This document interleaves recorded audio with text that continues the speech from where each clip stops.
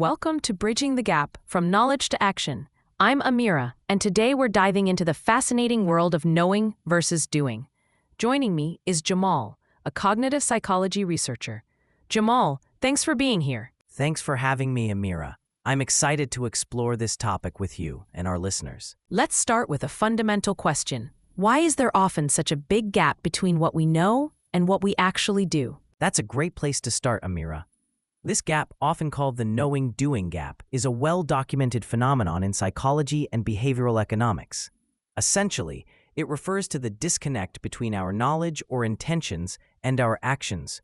We often know what we should do, but fail to act on that knowledge. That's so relatable. I think we've all experienced that at some point.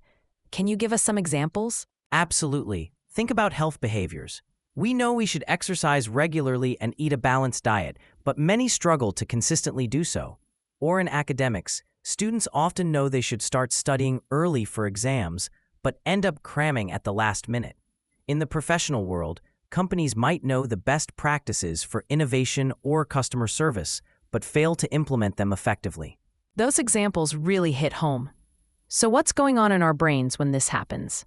It's a complex interplay of cognitive and emotional factors. One key aspect is the concept of cognitive dissonance, the discomfort we feel when our actions don't align with our beliefs.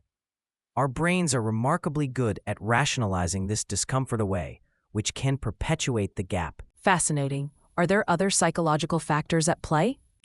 Definitely. We also have to consider things like present bias, where we tend to overvalue immediate rewards and undervalue future benefits. There's also the impact of habit formation and the power of environmental cues. Our brains are wired for efficiency, so we often default to established patterns of behavior even when we know they're not optimal. That makes a lot of sense. It seems like our brains can sometimes work against our best intentions.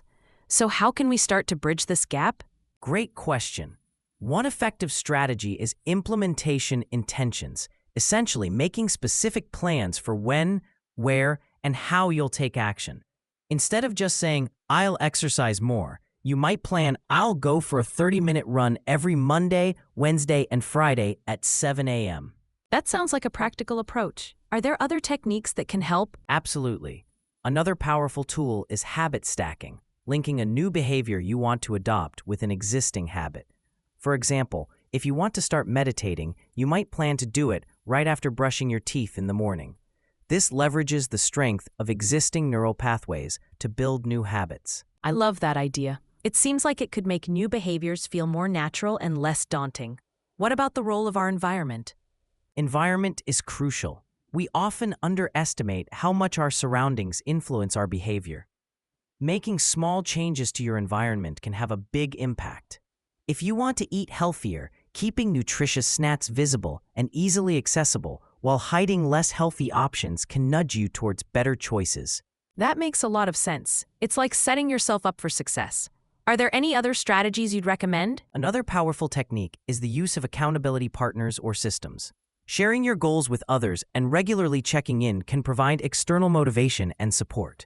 Additionally, breaking larger goals into smaller, manageable steps can make action feel less overwhelming and more achievable. Those are all great suggestions, Jamal. As we wrap up, do you have any final thoughts for our listeners who might be struggling with this knowing-doing gap? I'd encourage everyone to be patient and compassionate with themselves. Bridging this gap is a process, and it's normal to face setbacks. The key is to keep learning, adjusting your strategies, and persisting. Remember, small, consistent actions over time can lead to significant changes. That's a wonderful note to end on.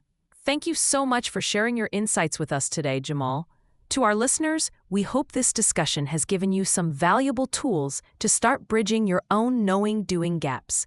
Until next time, this is Amira, signing off. Thanks for having me, Amira. It's been a pleasure.